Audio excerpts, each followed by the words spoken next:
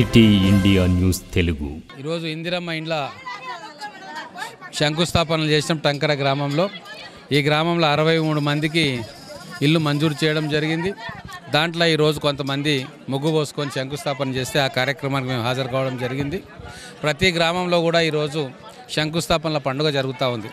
గతంలో గుడిసెలల్లో టార్పాలిన్ కప్పుకొని ఉన్న ప్రతి ఒక్క పేదవారికి కూడా వారికి ఇల్లు కట్టుకునేటందుకు ఇందిరమ్మ ఇండ్లు మంజూరు చేస్తూ ఉన్నాం. గ్రామాల్లో చాలా సంతోషకరంగా ఉన్నారు.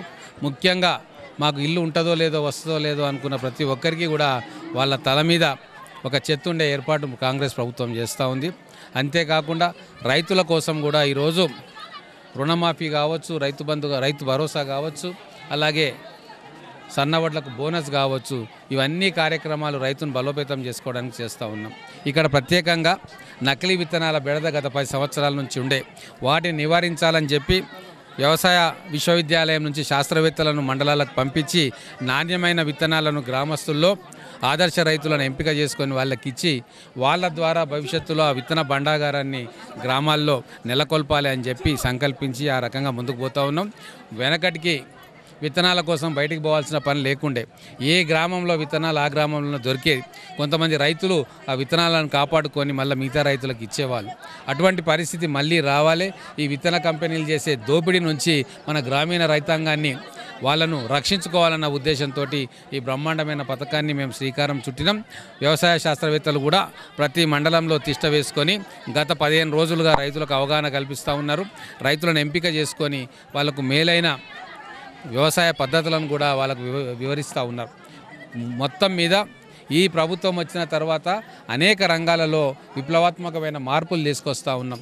ముఖ్యంగా వ్యవసాయ రంగంలో ఈరోజు సన్న వడ్లను తీసుకొని రైతులతో పండించి అవి తీసుకొని మిల్లింగ్కు పెట్టి అదే వడ్లను మళ్ళీ రేషన్ షాపుల్లో సన్న బియ్యం రూపంలో ప్రతి పేదవాడికి అందేటట్టుగా ప్రతి పేదవాడు కూడా తమ పిల్లలకి కడుపు నిండా సన్న బియ్యంతో భోజనం పెట్టే విధంగా మా కాంగ్రెస్ ప్రభుత్వం ఏర్పాటు చేసింది. ఇది దేశంలో ఎక్కడా కూడా లేని విధంగా మా పౌర సరఫరాల శాఖ, మా వ్యవసాయ శాఖ, గౌరవ ముఖ్యమంత్రి గారి నేతృత్వంలో ఈ బ్రహ్మాండమైన పథకం జరుగుతూ ఉంది. 100% ఈ సన్న బియ్యం కార్యక్రమం సఫలీకృతం అయ్యింది.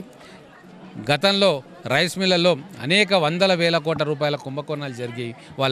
వాటన్నిటిని కూడా వెలికి తీసి విజిలెన్స్ ఎంక్వైరీ చేయించి శిక్షలను కేసు పెట్టి ఆ దోషుల మీద కేసు పెట్టి ఈరోజు ఒక పారదర్శకమైన వ్యవస్థను పౌర సరఫరాల శాఖ ద్వారా చేసుకుంటూ ఉన్నాం. మొత్తం తెలంగాణని ఈరోజు ప్రక్షాళన చేసే కార్యక్రమంలో ముఖ్యమంత్రి గారు కావచ్చు, మంత్రిమండలి కావచ్చు, మేము ఎమ్మెల్యేలం కావచ్చు, కాంగ్రెస్ పార్టీ కావచ్చు నిమగ్నమై ఉన్నాం. ఎన్ఎం శ్రీనివాసరెడ్డి ఎమ్మెల్యే గారు మా శాసనసభ్యుడు ఇక్కడ 6 ఊళ్ళు ప్రకటించారు, 5 ఊళ్ళు. అందుకే కొత్తపేట, టంకర, బెద్దార్పల్లి, తిరుమలగిరి, మున్మోక్షం.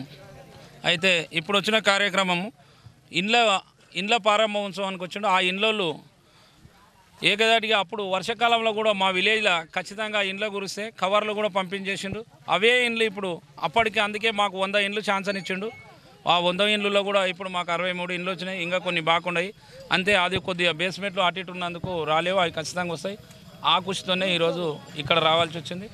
ఇంకా మాకు ఇచ్చింది ఏంటంటే ఖచ్చితంగా ఇంకా రానోళ్ళు కొంతమంది ఎక్కడ అడిగినా కూడా ఖచ్చితంగా ఇంకా 30-40 ఇండ్లు మాకు కేటాయించడం అవి ఖచ్చితంగా వస్తాయని ఇప్పుడు కూడా చెప్పిండు. మేము కూడా కార్యకర్తలుగా పనిచేస్తున్నాం కనుక చెప్తున్నాం.